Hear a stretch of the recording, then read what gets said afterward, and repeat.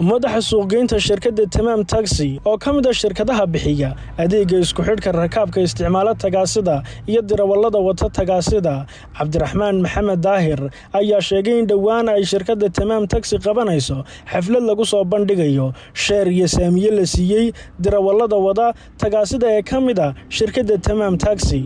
sidoo kale madaxa suuqgeynta ee shirkadda Tamaam Taxi ayaa sheegay in dirawallada wada tagaasida ee ka mid ah shirkadda Tamaam Taxi ay siinayaan caymis ama insurance lagu daryeeli doono dirawallada iyo baabuurtoodaba.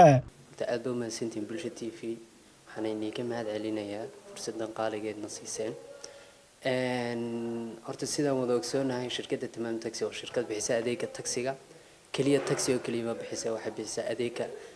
muxuu ahaa biyaha amba booyadaha waxa kale oo bixisaa adeegga muxuu ahaa gaaska. shirkadda Tamaam Taxi waxaa la aasaasay September 2019. shirkadu waa shirkad la mid ah shirkadaha waddanka ka jira ee tagaasida bixiya. waxaynu ognahay guud ahaan deegaanada Soomaaliland inay ka jiraan shirkado kale oo bixiya adeegga isku xidhka macaamiisha iyo rakaabka raaca gawaarida tagaasida iyo sidoo kale dirawallada wata baabuurta tagaasida. maxay kaga duwan tahay markaa shirkadda Tamaam oo oran karna qodobka iyo qodobka ay kaga duwan tahay? horta aad baa mahadsantahay Maxamed. ka Tamaam ahaan horta waxaan kaga duwanahay muxuu ahaa kow inay shirkadayadu laga dalban karayo labada sim card ee amba dirawalku u isticmaali karay labada sim card Telesom iyo Somtel. waxaan kale oo kaga duwanahay inay shirkadayadu leedahay application oo application-kaasi ku dhex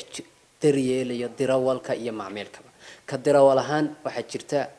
meel emergency call la yiraahdo amba daryeelka degdega ah oo dirawalka iyagu haddii uu dareemo amni darro uu taaban karo si loola socdo xaaladiisa. waxaan kaloo kaga duwanahay shirkadayadu inay bixinayso amba dirawalladeeda ugu talagashay share taasoo ay siinayso ay ka mid noqonayaan mulkiilayaasha shirkadda. ta ugu dambaysa ee shirkadayadu dirawallada ugu samaysa amba ku daryeelaysa waxa weeye inay bixisay insurance amba caymis u samaysay taasoo aan ognahay amba aan ka warqabno dirawalku isagoo nolol maalmeedkiisa eriyanaya inuu la kulmo dhacdooyin yaryar taasoo aanu dakhligeyga hayn inay shirkadu ka kabi doonto kana daryeeli doonto. horta anaga Tamaam ahaan shirkadayadu waxa loo soo dalbadaa adeeg qaabo badan baa loo dalbadaa. ay ka mid tahay application-ka Tamaam oo ah application aad ka dalban karaysid taxi. waxa kale oo loo soo dalban karaa platform-ka Somtel oo xidiga 4 Fargeesa. waxa loo soo dalban karaa xafiiska daryeelka macmiilka oo 231 amba 4 waxa kale oo laga soo dalban karaa adeegga WhatsApp-ka inuu waxa kale oo laga soo dalban karaa WhatsApp-ka taasoo ah shirkadii ugu horeysay ee laga dalban karo taxigeyga WhatsApp sida muxuu ahaa koca taariikhdii la aasaasay muxuu ahaa in WhatsApp laga soo dalban karo. waxyaabahan kaga duwanahay tagaasida kale waxaa ka mid ah ka WhatsApp-kaas oo kale. madaxa suuqgeynta ee shirkadda Tamaam Taxi waxaa noo sheegtay in dhawaan ay shirkadda Tamaam soo bandhigi doonto isla markaana ay qabanayso xaflad lagu soo bandhigayo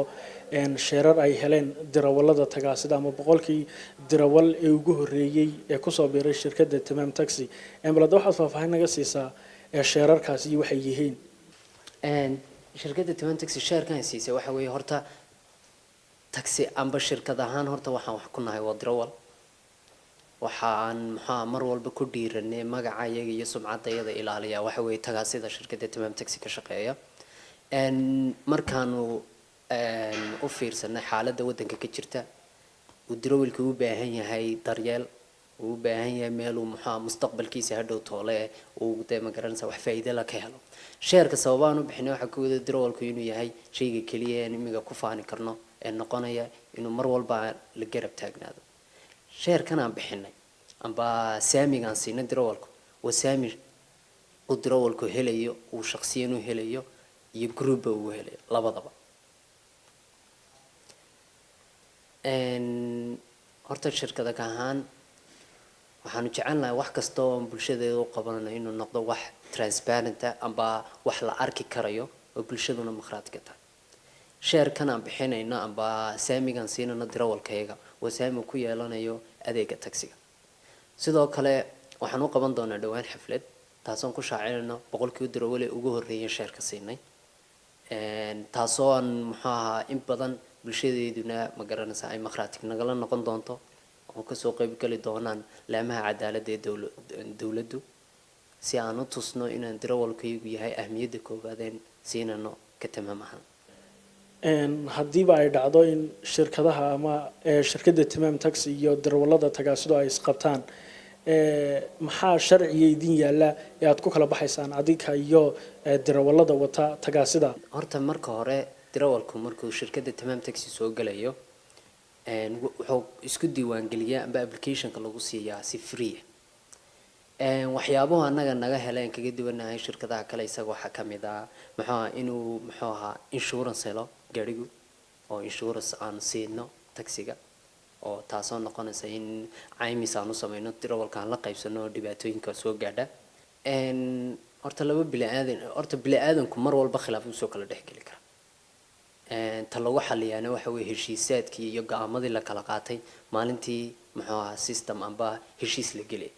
waxaa jirta heshiis annaga darawalku galnay oo annaga noo dhexeeya heshiiskaas oo ah waxyaabo xuquuqaadka uu leeyahay iyo haddii wuxuu isagu xaq noogu leeyahay shirkad ahaan iyo waxay shirkadu xaq ugu leedahay taasoo ah heshiiska maalinta koowaad oo darawalkiisa soo diiwaangelinayo la tuso loo akhriyo uu go-aankeygana gaadho maxaad ugu baaqaysaan darawallada tagaasida ee aan ilaa hadda ka mid ahayn shirkadda tamaam taxi darawallada aan ka mid ahayn shirkadda tamaam taxi waxaan ugu baaqayaa inay ka mid noqdaan shirkad ay leeyihiin waxaan darawalku leeyahay ka mid noqon mulkiilayaasha shirkadda tamaam taxi oo hel saami amba sheer ay shirkadu ku siinayso maxamed deeq ismaaciil xaashi telefishinka bulsho magaalada Hargeysa